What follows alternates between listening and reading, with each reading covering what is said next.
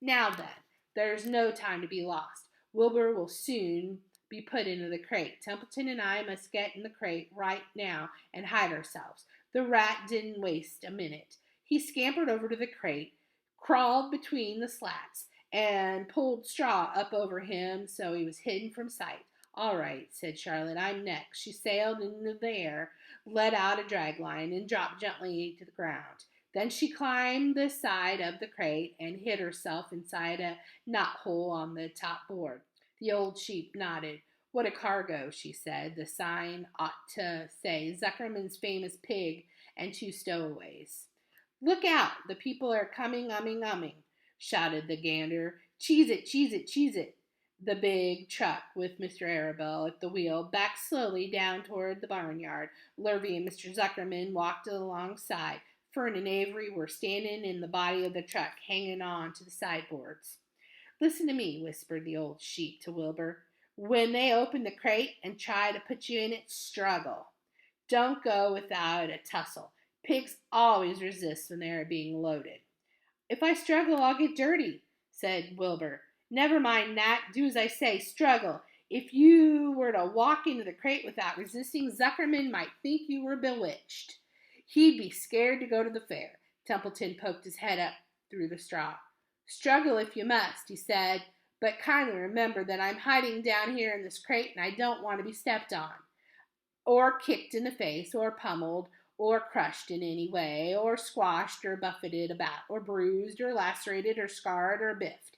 Just watch what you're doing, Mr. Radiant, when they get shoving you in. Be quiet, Templeton, said the sheep.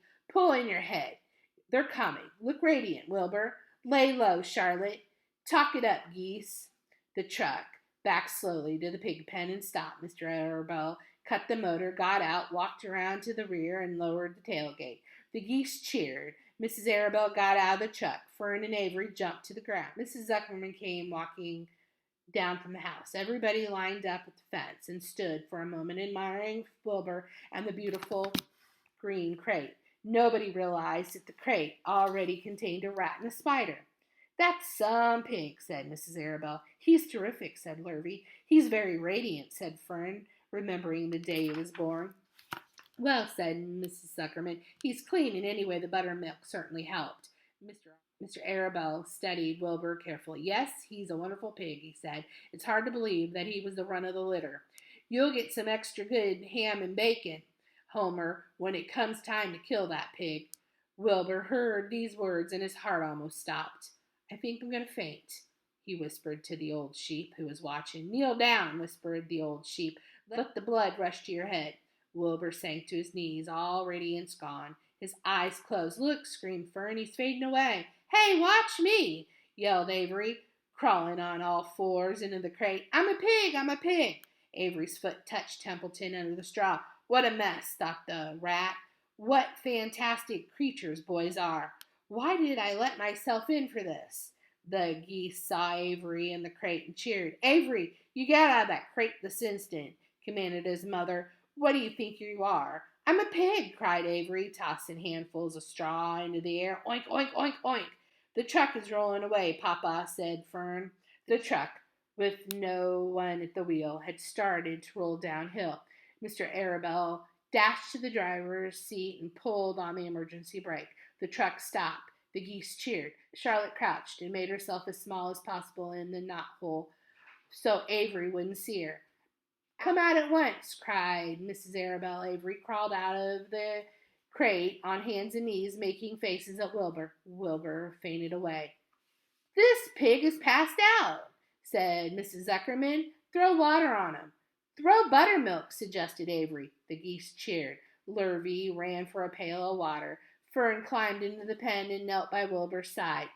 It's sunstroke, said Zuckerman. The heat is too much for him. Maybe he's dead, said Avery. Come out of that pig pen immediately, cried Mrs. Arabelle. Avery obeyed his mother and climbed into the back of the truck so he could see better. Lurvy returned with cold water and dashed it on Wilbur. Throw some on me, cried Avery. I'm hot too. Oh, keep quiet, hollered Fern. Keep quiet. Her eyes were brimming with tears. Wilbur feeling the cold water, came to. He rose slowly to his feet while the geese cheered. He's up, said Mr. Arabelle. I guess there's nothing wrong with him. I'm hungry, said Avery. I want a candied apple. Wilbur's all right now, said Fern. We can start. I want to take a ride in the Ferris wheel. Mr. Zuckerman and Mr. Arabelle and Lurvy grabbed the pig and pushed him head first toward the crate. Wilbur began to struggle. The harder the men pushed, the harder he held back. Avery jumped down and joined the men. Wilbur kicked and thrashed and grunted. Nothing wrong with this pig, said Mr. Zuckerman cheerfully, pressing his knee against Wilbur's behind. All together now, boys. Shove! With a final heave, they jammed him into the crate. The geese cheered. Lurvy nailed some boards across the end so Wilbur couldn't break out. Then, using all their strength, the men picked up the crate and heaved it aboard the truck. They did not know that under the straw was a rat, and inside a knothole was a big gray spider. They saw only a pig. Everybody in, called Mr. Arabelle. He started the motor. The ladies climbed in beside him. Mr. Zuckerman and Lurvy and Fern and Avery rode in back. Hanging on to the sideboards, the truck began to move ahead. The geese cheered. The children answered their cheer, and away went everybody to the fair. Let me ask you, boys and girls, have you been to the county fair? Are you looking forward to the one hopefully we'll have this summer?